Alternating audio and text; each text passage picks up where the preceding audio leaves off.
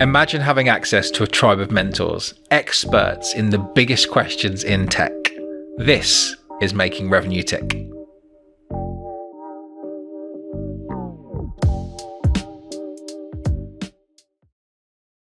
Hello and welcome to Making Revenue Tick. I'm delighted to be joined for a marketing masterclass special with my good friend Phil Ruttens. Phil, how are you doing? Good, thanks for the invite. It's a pleasure. Where are you in the world right now? In the world, I am in winter in Belgium. Usually I'm down south Europe. So yeah, looking forward to springtime for those in the Northern Hemisphere. Absolutely. Yeah, we've had a good 6 weeks of grey in England. So let's try and lift people's spirits with some high quality pod content. It's grey here, but still. Okay, cool. So what we spoke about, in fact, where this came from. So you're good friends with Jonah, who came onto our podcast, and then we started talking and having a conversation. You've got this incredible history behind you. And when we spoke, there was a load of things that we spoke about in that conversation, far too many for us to cover in one podcast episode. And we were thinking about what's some of the things that we both love to talk about, we've both got lived experience of, that are challenges and questions that the market is facing today, that we've got some perspective and some experience around how to go and do those things better and maybe avoid some of those mistakes. The big thing that came up from that conversation was around this building of a scalable, repeatable go-to-market engine. And you talked about there's probably 5 big mistakes that you see made consistently, and then ways that you found through your own experience to avoid them and do it right first time, if at all possible. So I guess, Phil, what I'd love to understand is, why is that topic of a repeatable go-to-market engine one that's close to your heart?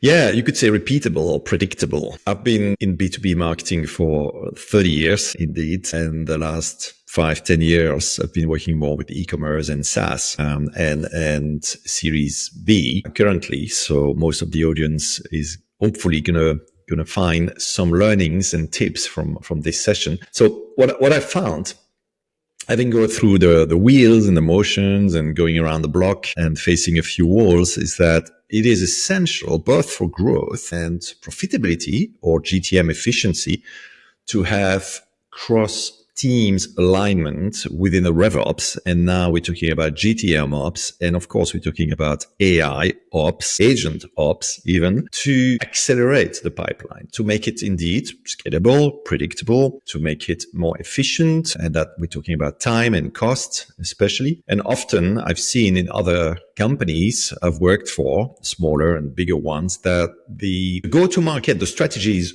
often there, but what's missing, and less what's missing the tech side, is so many AI amazing tools that are there. But the people side, I'm going to come back to that a lot, is often what's missing and the most difficult element to fix. Very interesting. Well, that's definitely a topic close to my heart, Phil. So that's going to be a good one for us to talk about. For people who don't already have the pleasure of knowing you and understanding your experience, tell us a bit about your career and the type of businesses you've made a career out of helping. Well, I'm old, right? I'm Gen X, and I've been working, lucky me, across all kinds of sectors, from manufacturing to retail to pharma and now my sweet spot is really software, IT and SaaS. And it's a very exciting world, especially, again, I come back to it, the AI wave, what's happening and the changes. And I cannot afford to rest on my laurels, say, oh, I'm close to retirement in a way, but I don't want to. And I'm learning every day. I have to push myself every day. And that's what I feel and see. A lot of marketeers are either not interested or don't have the right growth mindset. And when I say marketeers, sometimes it's sales, sometimes it's also on the product side or even the RevOps side. And go-to-market offers a lot of opportunities, and AI offers a lot of opportunities to accelerate your career and to extend your career beyond whatever's possible. And we need to go through a new way of thinking and working. When I started in the 90s, the internet was starting, and I was working at the time for a very small company, 5-6 people. Then I jumped to Accenture, worked for Capgemini, Ernst & Young. So the first phase of my career was consulting. and moved into knowledge management and more market intelligence. And I've gone through social media and lead generation and online marketing in my 30 years, working in Belgium, the UK, and all kinds of companies from 5 people to 500,000 people. And now I see that the opportunities again in terms of career are really up for grab. But yes, at the same time, people will be replaced by AI or augmented. And I think it's an individual decision and very exciting times to actually place your bets or your chips on the right places if you want, and enjoy it at the same time. Find your ikigai, and what gives you energy is super important. That's why I also work as a coach, by the way, for teams, because it's also a personal and professional kind of mix in terms of go-to-market. Yeah, I love that. And it's very true. It is about people finding the right home just as much as it is businesses finding the right people. And that match between the two is obviously where I specialize in terms of my area. True. And you talked about as technology makes us stronger and stronger at execution, actually the people part is, and the organization, the structure and the collaboration of the communication of those people is probably where the difference is going to get made, because everyone's ability to execute will be leveled up massively through AI. Totally. And the people are difficult to still now to understand, right? Yes, you can use AI tools to define a personality, to actually identify personality traits, etc. But believe me, after hiring and having to fire and recruit and coach people, it is very much unknowns, because people are unpredictable in a way. You cannot scale really people, or you cannot predict behaviors and minds and read minds. I mean, I'm into everything which is mindfulness myself and health, and I learn a lot through it. And working on yourself is the most difficult and the most exciting aspect, which can benefit your team and your business for sure. You need accountability as a marketer, as a go-to-market person. You need to feel responsible and interested and curious. So that growth mindset I mentioned, you ever have a fixed or growth mindset? It's simple in a way. It's difficult to be somewhere in the middle. And having people who have the right aptitude, skills is easy to train. You can train yourself on go-to-market ops, MarOps, etc. Yeah, that's easy. There's plenty of free courses or cheap courses. You can do that with Google, etc. But the attitude, the personality is difficult to change for most people. And you can do your best to recruit and build a team, the organization together. But believe me, from experience, it is, and you know yourself, you never know for sure after 6 months, 1 year, is it going to glue or not? Not just that person to a culture, to a team, to RevOps, whatever it is, but also with other people, with other stakeholders. You just need one weak link in a way to make the whole house of cards kind of fall down, and by definition the KPIs of your company. It's a very interesting take, and you're pulling out a bunch of language there that's really resonating with me. I've got a theory, Phil, and I'd love to share it with you. So this is how I communicate recruitment to customers, which is recruitment's very simple, not easy, but it's simple. I think there's 4 types of people that businesses need, particularly startups. Right. You've got adders and multipliers, and then you have subtractors and dividers. And very simply, above the line, we're generating value and money and revenue. Below the line, we're pulling away. And what you've described to me in terms of like, if a bad apple or the wrong fit, often that can just be you've made a mistake. The person doesn't have the capability. They don't have the collaboration. They don't have the kind of like the ownership that they need to be successful. They're just a subtractor. Sometimes people are very high will, very high skill. So skill will matrix breaks in this model, but they're just against the values. They're moving away. They divide. They create factions and structures. And then sometimes you get someone that's really solid, does the job, understands it well. They're an adder. We need a few of those. But where the mecca is, this growth mindset, high ownership, high entrepreneurialism, innovative, self-aware, executor to a high degree, is the multiplier. And that's what you need, particularly in your level and then in your key positions in the pitch. And I'd love to understand what you think about that. Yeah, it's interesting. I've never seen that before. I've seen all kinds of personality quadrants, Myers-Briggs and all that stuff, the print profiles. But I would say it's not always the fault, if you want, of HR, the team lead, the person, because things change. Everything changes in life, the environment, your body, your mind, and your circumstances. You might have somebody who suddenly have kids, have different priorities. Somebody gets sick, somebody has mental health issues, which we know is growing in more and more because also of that culture fit, because of that lack of purpose, of impact, and depending on what your values are. And you can have an 80% match, but 6 months later, something happens in that person's life or in that organization's life where there's an acquisition or there's suddenly a wave of layoffs, there's people in the team leaving. The whole dynamics, the glue of the team can change so rapidly. So as a team lead, whether you're in sales, marketing, or whatever, it is really important to anticipate and actually to react very quickly to that. And I'm faced with these as a team lead of about 10, 12 people. I've been faced over the last 3 years as CMO at TIG several times, pretty much every 6 months with some kind of reshuffling or restructuring. And I think if you seed Series A or Series B, which is this audience, you've got to look at 3 months, 6 months, kind of just like a public company. You work on quarters and actually on month. I don't believe in yearly plans or even yearly go to market. Yes, your go to market strategy, that's the easy bit. Let's say, okay, you have a certain go to market motion, your certain ICP and pricing and all that stuff. Of course, you need that, but it can change dramatically. A competitor is moving, is acquired new products. It changes pretty much every week in the SaaS world and in a Series A or B world, internally or externally. So. Absolutely.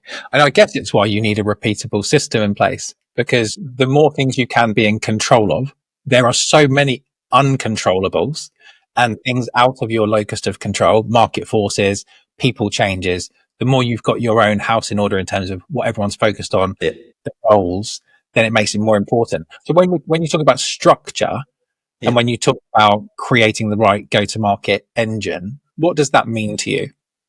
Yeah, to come back to repeatable, I have a problem personally with that because you on go-to-market motions, I think you have 4 or 5 main ones, right? You have partner, you have product-led growth, sales-led growth, and I forgot the 2 other ones, but I'm mostly used to sales-led growth. You can have repeatable if you product-led growth, definitely in B2C, obviously in e-commerce, and scalable. In B2B, product-led growth is more repeatable, it's more controllable, metrics, conversions, journey by a journey. But in sales-led growth, enterprise especially, not SMB, it's not that obvious anymore. Maybe it was. And same thing for marketing. 3 years ago, 5 years ago, it was simpler. Let's say now the buyers are more in control. There's so many touch points. There's so much information, content overlap. AI has also created some confusion to a point in terms of messaging, branding, and all that stuff. And the structure, to come back to your point, so depending on the go-to-market motion, you might have an easier job or not. And on top of that, we at TIG, we market to very technical people, engineers, software architects, head of platforms, and up to CIO, CTOs, the developers also. And these people don't like to be sold to. They are allergic to marketing, to sales, to go to market, right? They like to do their own stuff even more. If you sell to a non-tech influencer or buyer, I would say your job as a go-to-market person, whether marketing or sales, is in principle a bit easier because you don't have the technical product side, for example. So the structure, I finally answer your question, the structure of your go-to-market, what I've, and obviously it depends on a lot of things, your type of company, of customers, of ICP, of pricing, etc. But okay, I'll try to keep it short. The structure will depend very much on how your market and customer centricity needs to be built, whether you're focusing on certain priority of segment or customers, whether you're selling, for example, to America or EMEA or APAC, which is more partner marketing. Americans, let's say, have a specific language also, need a specific structure, but you have obviously commonalities. For example, in marketing, you have product marketing, content marketing, RevOps, and some kind of platform campaigns kind of entity. So you have the usual pillars, and same thing for sales, right? You have, I would say, SDRs, there's a talk about SDRs being replaced by AI, which I think to some extent is already happening. A good or bad, well, I could talk about that being spammed by SDRs every day. Is AMs, you have the land and expand model structure for sales-led growth, especially. And for PLG, product-led growth, you have also different sub-motions and structure. But at the end of the day, it is very dependent on how the board, the investors, the leaders are working together. And that's one of the pain points we're going to cover today is the lack of alignment of silos between marketing and sales. It's well known, right? And it's still there. It depends on the individuals. So I get on really well with our CSO, Chief Sales Officer, and the team also has a very strong kind of integration. People-wise, but you always have to work on it. It's like a relationship with your wife, with your husband, with your partner. It is everyday work. It's communications, basically. Simply communications and expectations management, which you have to work on all the time. So the structure, you might have the right structure on paper. That's the easy bit. It's like strategy. Okay, here is the structure. Same thing for customer support and to an extent to product and RevOps. And GTM ops. Okay, you have a MarOps, sales ops person, or GTM ops on top. You have a data analyst, data scientist. You have a campaigns, operations. So there's 3, 4, 5 roles which come back often. But at the end of the day, it doesn't matter what box, what label is on the box, how the wrapping looks like, but it is what's inside the box, and it is how the content of the boxes really work together, and the color. And is it going to suit? It's like a recipe, right? If you cook, you could mix mustard and ketchup and make a decent sauce. But yeah, if you start mixing mustard with clotted cream, for example, and I don't know what else, curcuma, that would be pretty messy. And even if the ingredients are top quality together, it's not going to work. It's not going to make a good recipe. So. Sure. Okay. Interesting. So we are going to talk about 5 big mistakes that you see consistently made. Let's focus on that one first of all. So if we talk about the alignment between sales and marketing, it's as old as time. When I started as an SDR in 2007 in an outsourced go-to-market agency, we felt that more acutely than most people because we were generating leads for sales on behalf of marketing who paid for us. You know, where did they go? Did they convert? We were constantly justifying value and trying to track, evidence and do all of the analysis. So why does this happen still today, that there are silos between departments within the same company? Right. The short answer is that they have different OKRs or KPIs, different goals. And for example, product has some product analytics goals. Sales has obviously their own pipeline, and also the different pipelines don't help. So you have different pipelines, partner, new sales, customer expansion, customer retention. That's actually one part of the answer. The second answer, as I said, is OKRs, metrics that are at board level or RevOps or GTM ops level, depending on the organization. They're not shared, not only shared and okay, we agree to that, but also the governance, the reporting of these and the accountability of these is not made clear to or by the boss, by the leader, but also to their team. And it's a disaster if it's not done. And I've seen that again and again. To be honest, I don't understand sometimes why it's not happening. Why is, I think, again, comes back to the people side, the accountability. You say, well, I'm not responsible for it. It's too risky for my career, or I can't control it. Our product doesn't give that sort of data. Or it could be indeed in terms of, we don't have the data. We cannot make the link, the source or the influence or the attribution. So having that attribution model in place. And again, there are tools to do that, whether you use HubSpot or Salesforce or other tools to make it happen. So that's a key issue. So you have the different pipelines, you have the different OKRs, silos. You have the language, the taxonomy also, which you might say, yeah, of course, what's a lead? What's a deal or opportunity? But you would be surprised. What are the properties, the filters we're going to use in the report? All this stuff has to be agreed, defined together, co-built actually with somebody like a GTM lead, GTM ops or RevOps. And not somebody from marketing, from sales. It needs to be, or sometimes it's the COO or the operations director. So again, depending. But in a Series B, you would have some sort of RevOps lead or chief revenue officer, ideally, if you, let's say, above 150 people, 200 people. Could you give us an example of a specific challenge and a specific problem that you're seeing being repeated over and over again? Yeah, the reporting setup and governance, and also not only reporting the data, but also analyzing. And what does the data tell us? If you change a period of last 90 days to last 180 days, you will get a completely different picture. So you can make the numbers say what you want. The storytelling can change. So having that, again, same taxonomy, same reporting, but also in that governance, having the leaders or accountables within their team. So I would have one person from product, one from sales, one from marketing, and one from customer success, at least. You don't need more than 4 people. Have a weekly, maybe not weekly, but bi-weekly or monthly call where you basically honest about, whoa, shit, we're not really doing well here. What's going on? But not just, we're not doing well here. We're doing well there. Let's double down on this. Let's stop that. Oh yeah, I'm going to come back to my team. I'm going to be responsible for it, but also taking actions, of course. So it's not just, okay, we'll do it next month. No, next day, we need to fix it next day, because in a Series B or Series A or C, you really have to go fast if you don't implement within a week. And practice and, should I say, shipping is better than perfection. And done is better than perfect. So it is in our kind of world, the situation. And some people want to be perfectionist, and it happens to me sometimes. No, just deliver the quick fix or the phase 1, and then you do phase 2 later. So that's part of the problem.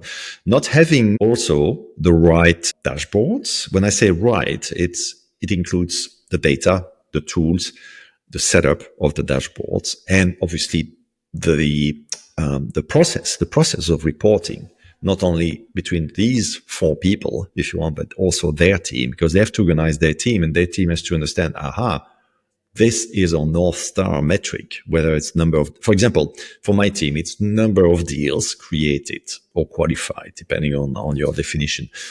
It is not MQL or SQL, even. It is not leads. It is not registrations to webinars. It is not traffic. Yeah, traffic maybe, but only what percentage of the traffic is actually or use case or ICP, and how is it trending? So what I see often is in reporting is, here is a snapshot, 50% there, 20% there, or we've got suddenly 10 more deals this quarter. What does it tell me? How does it compare to last quarter, to the last 365 days? You need trends. You need the predictability. If you look at tools, they use historical data to predict the next 6 months, 12 months, more or less. But it's all about that. And repeatable, same thing. If you do a beachhead kind of segmentation strategy, okay, we go into that sector or that country or that city region. How repeatable is that? If you target Salt Lake City, is it going to be repeatable in San Francisco? If you target Paris, is it going to be repeatable in London? Far from it, right? It's more complicated than that. So you've obviously gone through a whole evolution to get down to this level of clarity where you have a very clear North Star metric that everyone in your team knows that they're aiming towards. But a lot of people won't be there yet. They'll still be going, right, marketing, our job is to generate leads that fit this criteria. We high five, we get the champagne out when we've hit that goal. But sales are screaming because they've not got any pipeline, they've got lots of pipeline, but it's constantly slipping. And the answer was, it was never a relevant ICP deal. So talk me through the evolution that you went through to go from where everyone might be today to being at this, we have a single North Star that everyone is aligned to. Right. So, you have different stages of the funnel, and you have two models: the bow tie funnel, right, with acquisition and nurturing, and then expansion and loyalty. And you have the flywheel model, which is also kind of acquisition, engagement, conversion, and the repeat. So from HubSpot, actually, I believe, and it's fine again in principle. But what I've seen is that the metrics within these models are simple. Actually, the list is simple, but you need to shrink it. You need to keep it simple. Like for my team of 10 people, the person who is responsible for the website and the paid channels, for example, would have a certain set of criteria, like 3 KPIs, for example, which can be indeed the percentage of people coming to the website which fit our ICP. Or, for example, you target enterprise. Okay, what's the percentage from enterprise? And the tools can tell you. The head of content marketing would have different ones. Obviously, the stickiness of the content, but again, it's not just vanity metrics, right? Like leads, as you said, or the pipeline is such and such. But in my years, I've learned to look at 4 dimensions. You have indeed the volume of whatever KPIs you're using. And again, how does it trend? And why does it go down and up? And you need to dig deeper. That's 1. 2 is the conversion. So the conversion from stage to stage, going through that flywheel or that bow tie. And of course, that's from forms, from CTAs, from registrations, downloads, whatever it is, or from sales also, obviously conversion into meeting and calls and chatbot and all that stuff. That's 2. 3, you have the velocity, which is the amount of time between stages. Usually it's between funnel stages. And it's super, super important because it's fine. The volume can be super low, but if the conversion is okay, benchmark, if the velocity is super high or low, well, you don't need more volume. It means that you're attracting the right people and that your go-to-market motion and process is actually super effective and efficient at the same time. Yeah. Or quicker than your colleagues. And then number 4 is the ROI. So the efficiency, we measure cost per lead, or actually cost per deal, I should say, acquired, created, and also won. So we come back to the customer acquisition cost. We come back to return on marketing investment, so budget versus revenue created and won. So they are the 4 key dimensions of not only on marketing, but I would dare to say on go-to-market, on cross funnel. Same thing. If you have an outbound SDR sales strategy, you should measure all these things too.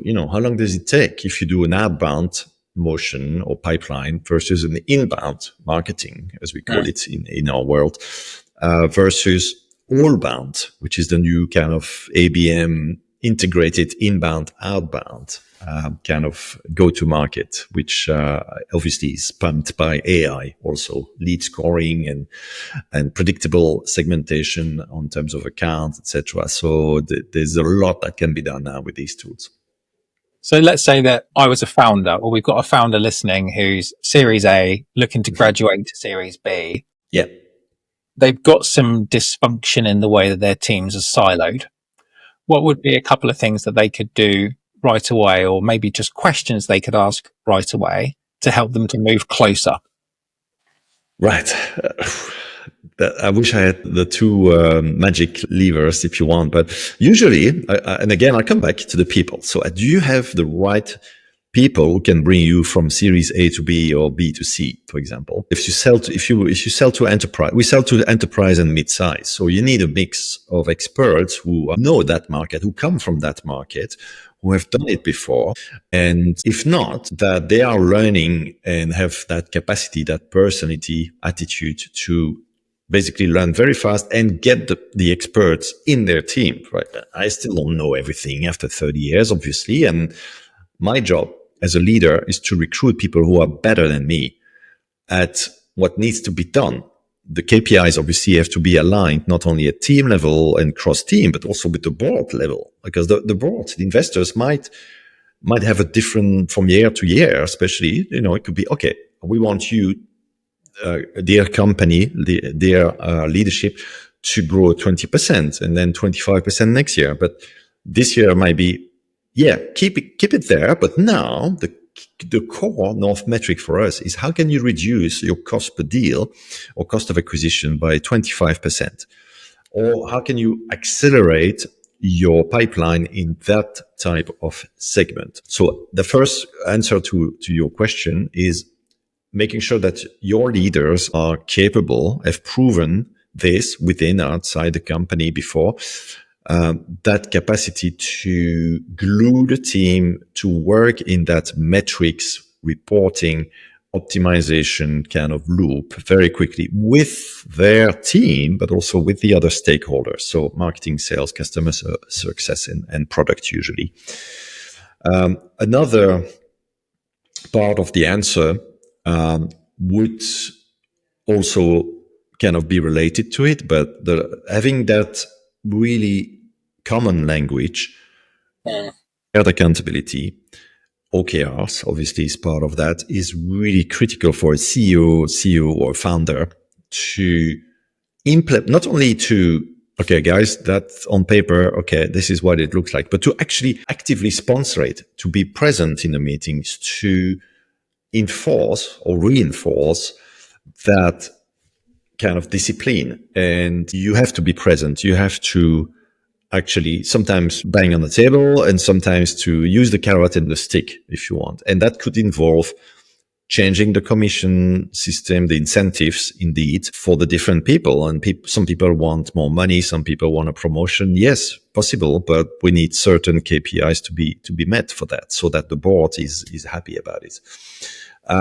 I would say a third part of the answer would be simplify and focus, because I've seen, having worked in different size of companies from, let's say, 80 people to now we're 100 and more or less 40 people at Tyke Series B, to, 200-300 people, which is kind of the world where I play. I like that work, because bigger corporate companies, you get into politics, etc. But you need to build structure and processes, and we document everything. We use the usual tools, Confluence, etc. Everything is documented because people come and go. But what's happening? We have a superb all-bound machine, plenty of workflows and personalization and segmentation and tiers and go-to-markets or inbound, outbound, you name it. It's one of the best I've seen. But we also have regularly to look at it and see, okay, this is becoming too complex for salespeople, for marketing people, for the product people. Let's simplify the reports, the workflows, the email sequences, even the targeting, even the segmentation.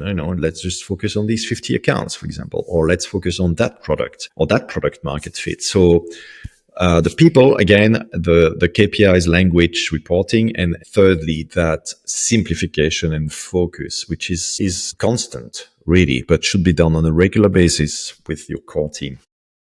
I love that example. Yeah, it's brilliant. The fact that you've given all of that insight away, and that you are building a business who has got to Series B. A lot of businesses are really struggling to get to Series B in this marketplace.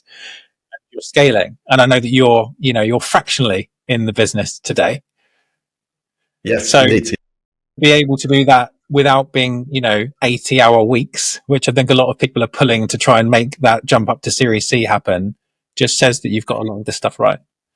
Well, not yet, to be honest. I've been 3 years CMO at Tyke, and that's partly a personal choice that I'm splitting my time at Tyke, which is about a day and a half a week, with my own startup, TTOS, because I'm keen to develop it. So I'm still bootstrapping, but hopefully in a couple of years' time, I might be Series A. Who knows? But we're not there yet. So, but before actually a couple of months ago, it took a lot of work. And what I've discovered is whenever you think you've got it, the team is in place, the pipeline is going, that's when you have to ask yourself, that's when you have to worry, shit, it's going too well. Yeah. Something's going to happen. What do I need to do? What am I missing as a lead? And usually there is something. And then, oh shit, yes, here we go again. People leaving, the market, the competition. So I would never dare to say that after 30 years or whatever, 10, 15 years, you know it all. You never know, really. You always have to learn.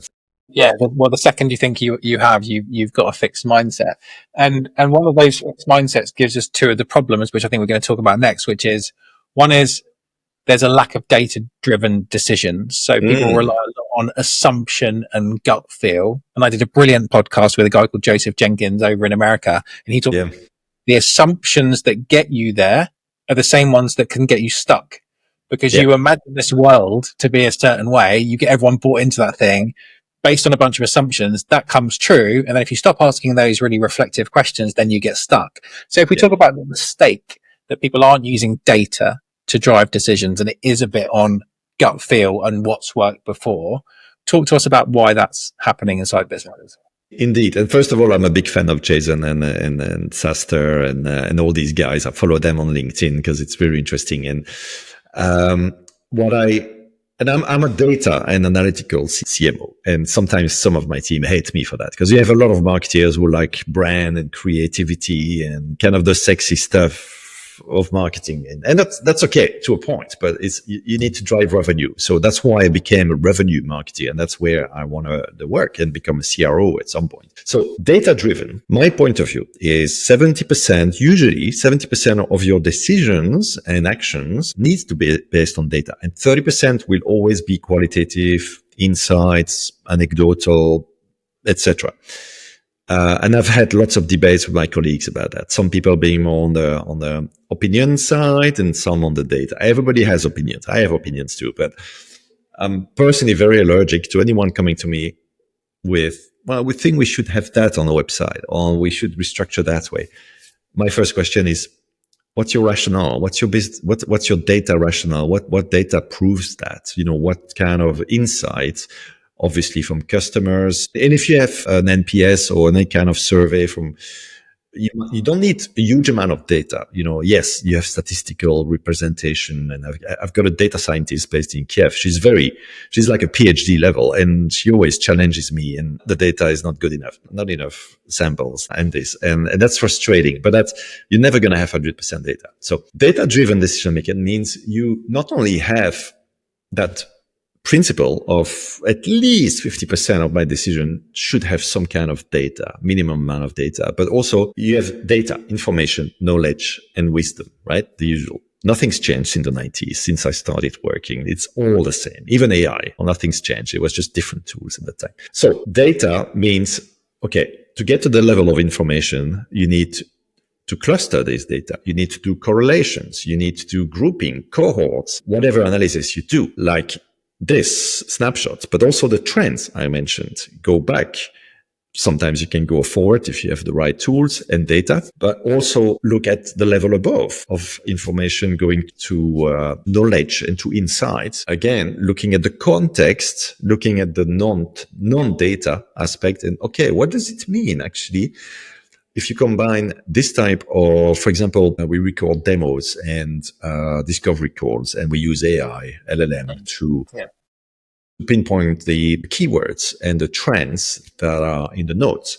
And I think it gives you a very interesting mix. But then you need to do your manual work. It's not just AI telling you, okay, that's what's happening. No, you need to, okay, in the context of our company, products, and type of people we talk to. Yeah, psychologically, that's why there is such feedback. That's why the data is showing this, for example. And then what does it mean? What are the actions? What are the decisions? It takes certain kind of people and curiosity and interest and deep dive. And I'm afraid that I still see a lot of marketers who are not interested by that because it's too difficult, because they're not interested. I'm afraid that these marketers will have a very short career span in the next few years because the speed of AI is going to replace a lot of people, for example, copywriters, designers to an extent, and others. And now with reporting from HubSpot and others, you have AI baked in, giving you the insights. And to be honest, not very good, these insights, but it's saving you time, right? It gives you, that's what the black spots are, or the gold is, where the gold is in the dust. And then you need to apply your wisdom to it. So not sure if I answered your question. Is that okay? No, for sure you did. It made me think about, I hear a lot, and I've seen a lot of marketing people join businesses. They're like, part of their onboarding is that they spend some time listening into calls with salespeople. And so they've got their headsets on, or, like back in the old days, a splitter. And they're literally, they're listening into calls. And that's just like during their first week. And then after that, they're pretty much just straight into like, we're executing on strategy, we're updating website, we're producing content, we're building events, all that stuff. And they slip away from that voice of the customer. And with AI, you can collect that insight. And there's nothing more valuable than the words of your customers to understand how you should pivot. I'm amazed pretty much every day by the analysis done by our data scientists and the tools also giving you that sort of. Again, I come back to correlations. We do a lot of that stuff. So we correlate 2 or 3 different variables to show you insights that you would never see in a report or dashboard in HubSpot, for example, because I know HubSpot more than Salesforce. And that kind of stuff you need somebody like that. I come back to data analyst, data scientist, or market intelligence person using also the words and the nodes, because you can see and you need to analyze, you need to cut the data. Again, that's another one. You need to cut the data at different levels, whether it's personas, segments, property, any kind of properties. We have a lot of properties. We have a pretty sophisticated scoring system where we're not only looking at the explicit, but the implicit information, the behavior, what's given in the forms, all kinds of stuff. So if you want the complete truth, or at least as close as possible, the 360 view, it takes different buckets of data, and we have our own AI and LLM system developed at Tig, because we have a lot of engineers because of data privacy with ChatGPT, etc. Obviously, we are ISO compliant, but we have a system where we can surf through Slack and Confluence and all that stuff to find, analyze, actually summarize and export really interesting insights. So one of the dangers that we spoke about in the green room before was about people overusing it and over automate it. And I know that when I read Elon Musk's book recently, he talked about automation is like the very last step. And he's made the mistake of automating too fast and then realizing the actual process was broken. Talk to us about your experience of people using AI in the wrong way. Yeah, well, actually, I gave an example recently where through that all-bound machine, lots of workflows. Let's say we have 30 workflows. We have 500 versions of emails being segmented, dynamically segmented, for example, to a persona or to a type of team, etc., depending on how you organize. And even if you think that the automation is working, that you move people from one list to a workflow, actually there were things through triggers and filters, which are usually what's happening with automation, and that kind of aspect. Even if on paper it looks right, there's always, because of somebody's tired, a human error, or simply because the tool doesn't allow you to do certain things, and sometimes you have to break the rules of the tool, and do some coding, and that's when things start to look really not good. And when you send email to like 3 emails to one person, even if you think HubSpot as a how do you call it, a cap, an email cap. And unfortunately, that happens, and you have to learn and react quickly. Obviously, even if it happens at 10 p.m., you need somebody to really, let's stop that workflow. Let's change that trigger. So I do indeed, and I suffer from automate, like most C-level, from automated messages, and I just stopped responding now. And automation has gone too, I didn't realize Elon Musk said that, but automation has gone too far over the last probably 2 years, especially. It's changed a lot. And the trick, as we know, is not automation, it's augmentation, enabling humans to go faster in the first stages of the process, whatever the process is, and have quality control or checks at the right places before it gets published or before it gets sent or whatever the process is. So these human checks are absolutely essential, but I wouldn't cut automation, but indeed it's gone from 0 to 100 very quickly. And now it's probably going down a bit, or having made mistakes or experienced problems. And sometimes it's cybersecurity and all that stuff. And of course, in our world at Tig, we are mission critical. We have sometimes millions of transactions a minute with our customers, so we cannot afford any mistake with our security and everything. Thank God it's okay, because our platform, our products are very mature and sophisticated, but still, you always need to keep an eye, and you need safeguards all over the place. So same thing for go-to-market, for marketing and sales. A certain message can get sent to the wrong people very quickly. So you need to be super careful. Yeah. I like the idea of putting an expert in control of the decision, like a change control process, because it's like the silver bullet. The silver bullet, isn't it? Everyone buys technology because it's going to go and, automate our lead generation, replace our SDRs. But if you're just putting technology in and you haven't figured that stuff out yet yourself, and you're not, like you said, regularly looking at the data, regularly adjusting, regularly asking those critical questions, you're just scaling failure. Indeed. It's not just about replacing it's not just one person checking, but it's actually the famous, two pairs of eyes, right? You need two people, because you can have a fantastic MarOps person and you trust them completely. But yeah, everybody's human. Everybody makes mistakes, and you need somebody else, for example, in a marketing or sales team or go-to-market team, to do an additional check at the same time or right after or before. So always have two humans, if you want, for very critical processes, for sure. I like that a lot.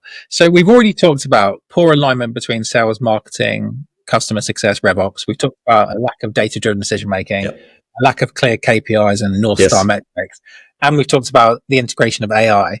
The only other thing that we talked about in our pre-chat, which I'd love to get your view on, is a thing that we get asked a lot is, we need a VP sales and we want them to, it's a sales led motion, and we want them to, generate demand. They're going to carry a number themselves. We also want them to build a team.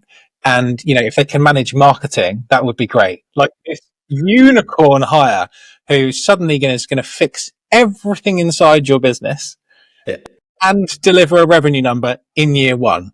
Yeah. And it's like, well, obviously that person doesn't exist. And if they did, they wouldn't want to work in your company as a VP. It's probably like Elon Musk.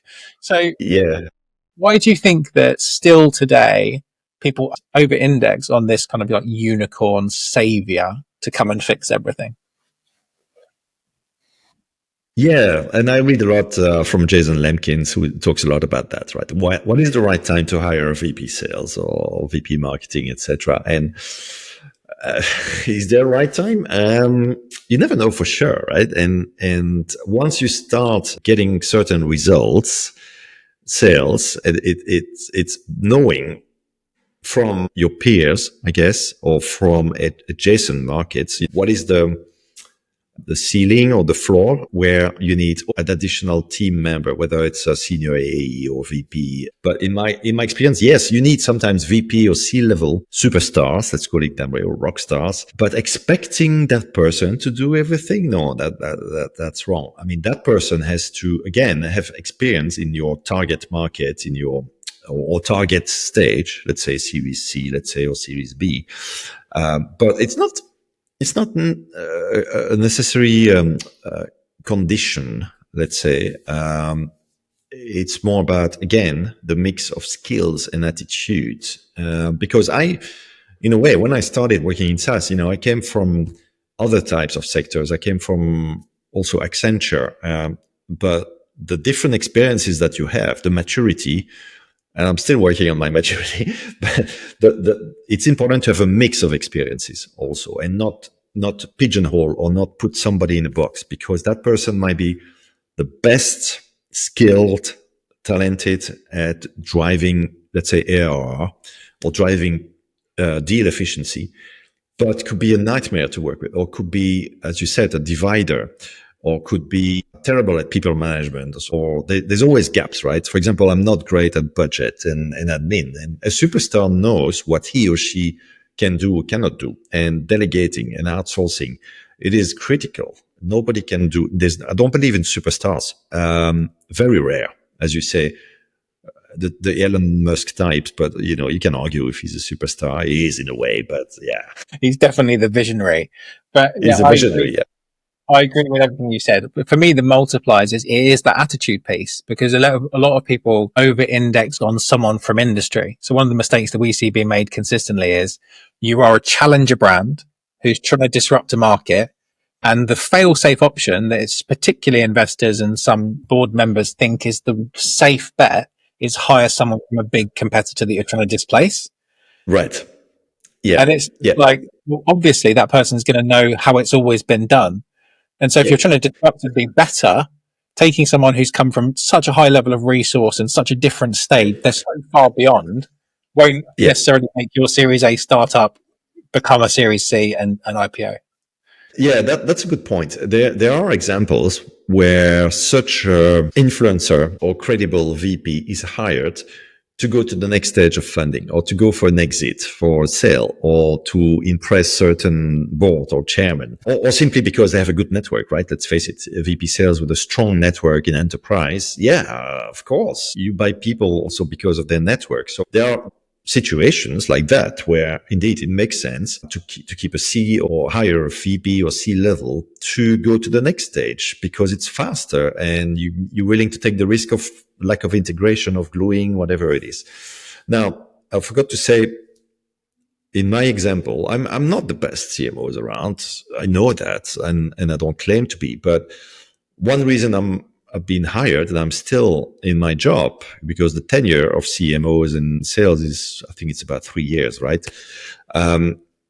Is first of all because I'm very focused on ROI and revenue, and my team. I want my team to be focused on that, and I'm very much sales and analytical and KPIs. But also because of my energy, which people recognize that I am bringing, hopefully, positive energy, even if I don't always know everything I'm talking about, but I still have the attitude, I guess, and the energy, even at my age, if I say, and also being a game changer or a change maker, sorry, a game changer, yes, but a change maker, because change management is still a critical issue. So you have the integration side we talked about. You have the change management in reporting and everything we've talked about, basically the alignment.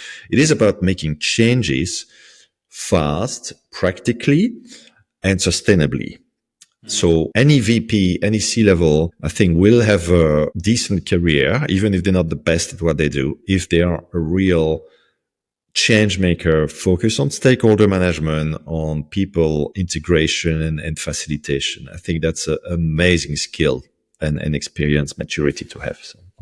Absolutely love it. And it's why, as part of the multiplier matrix that I've built, collaboration is one of the things that we index on and we ask questions about, because everyone can talk about like, I did this and often it's just because they're a small part of a bigger change that the business was making, but experience of here's how we dealt with that change. Here's some problems that we felt as we were doing the change. Here's when we made a change and it went wrong.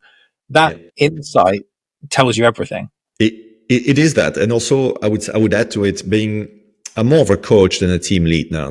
And you need to be a role model maybe, but inspire people. So making changes, it's basically taking people by the hand, highlighting why change and what's the risk of not changing, and making them realize, yeah, that's the solution. I'm going to bring it to you. So it is really hard, right? With some people, especially, but not only collaboration and having that spirit, but also actually inspiring people to make the change. It's so valuable, whatever the change is. And that's where I would focus. So a VP sales can do it, but usually sales is a very different animal than marketing and product, right? So again, I come back to RevOps or GTM as really where that person needs to be hired and can make a difference. But they need a certain level of maturity and street cred to be able to do that. So. Interesting. So I suppose what would be interesting for me to understand would be, let's say that there is a founder watching this and they have like quite traditional functions that they've created, head of sales, head of marketing, with maybe a couple of specializations, but they do have the dysfunction of them not collaborating, maybe not using technology, all those things.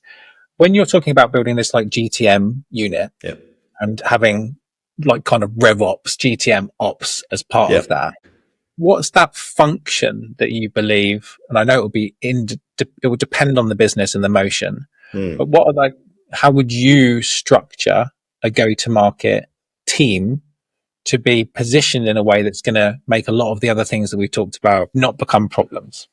Yeah. And I'll refer, if you don't mind, to GTM Partners, also that organization, which has a GTM operation system where They mention, how to define the leadership and your brands, your pipeline velocity, etc. So there's a lot there. There's a lot online. So the cross-functional task force is a different way to call it.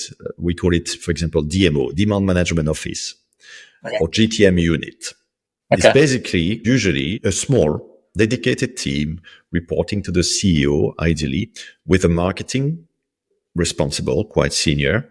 Doesn't have to be the chief, the team lead, but somebody reasonably senior or mid-management at least. So marketing, IT, sales, product, and a data/RevOps expert. So you probably have 5 people there. The mission of that task force is to identify opportunities, gaps, priorities, i.e. efforts versus impact for all the teams represented, right? And customer success might be there too. And oversee the implementation. So these 5 people, and there's probably one kind of representing the board there. It could be one of them is appointed, let's say, from marketing, or it doesn't matter. Whoever is really good, internal salesman and communicator. So oversee the implementation, have bi-weekly meetings, have a culture of continuous learning and adaptation within that unit, but also making sure that the message, and not just the message, but actually the walk, the talk is being spread across the organization through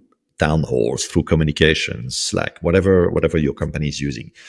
And at the same time, is also has a responsibility for some kind of tech stack, MarOps stack or RevOps stack, using AI and machine learning for sure in terms of execution, in terms of reporting and insight. So that's how, for me, if you don't have a CRO, if you don't have let's say a RevOps team of 2 or 3 people, go for that. Because sometimes you have the founder that says, oh no, we're not going to add a department on top of marketing and say it's going to create political issues, it's going to create complexity.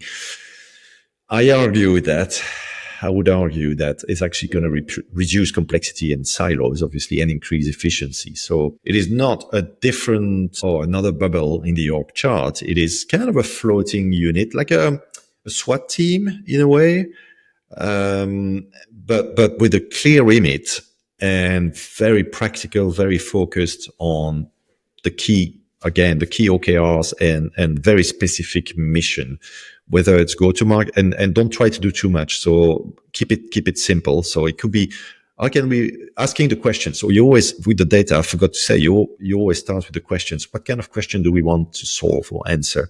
Is it velocity? Is it conversion? Is it this or that? So, and focus on that and then move on to the next one. So. I love it. Well, it's exactly what we did in this podcast, right? Start with the challenge that we're going to try and talk about. So I think it's a brilliant solution, and it's much better than what businesses often try to do, which is they have the board as like the SWAT team.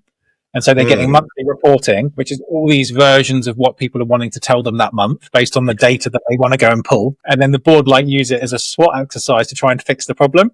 And they're not having that SWAT team bringing them the updates, bringing them the progress, bringing them the solution, which is so much more sensible. Yeah, definitely. It's 2 different types of people, board and missions for sure. So wouldn't mix the 2. Amazing. Well, Phil, it's been an absolute pleasure to have you on. If someone wanted to reach out to you and maybe pick your brain or talk about an idea, what's the best way for them to get hold of you? I guess LinkedIn, as far as I don't get spammed by SDR.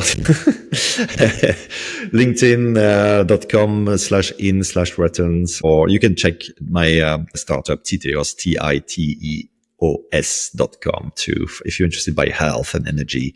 So that's kind of the less business side, if you want. Well, so anyone that's into health and energy, just give us the high level value prop for this amazing startup that you're building.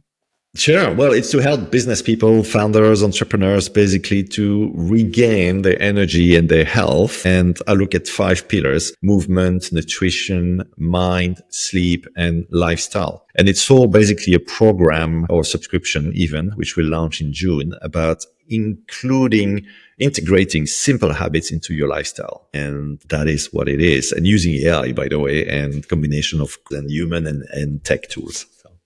And what was your mission? I remember you telling me, and I loved it. Yes, true. My why is really ideally to have at least 1 million people in business adopt at least one healthy habit through Titeos. And I want to coach personally 1,000 entrepreneurs, founders to get healthier. And that could be a 3-month program. That's sufficient with the tools that I'm going to bring. It is sufficient to do that. I don't give myself a specific deadline, but ideally the next 5 years, I would say next 5-6 years. But I'm going to launch in a couple of months or 3 months. Incredible. We'll put some links in the show notes below. And if anyone wants to follow the story, then I like that. On LinkedIn. Yeah, you can subscribe, more informative. And no, thanks again. Great chat with you. Good questions. So yeah. Good man. Phil, thank you so much for your time, and everyone else will see you on the next episode. Thank you for listening. And if you enjoyed this conversation, we've got a newsletter called Growth Magnet on LinkedIn, where we take the best insights from all of these episodes and turn them into bite-sized format for you to enjoy.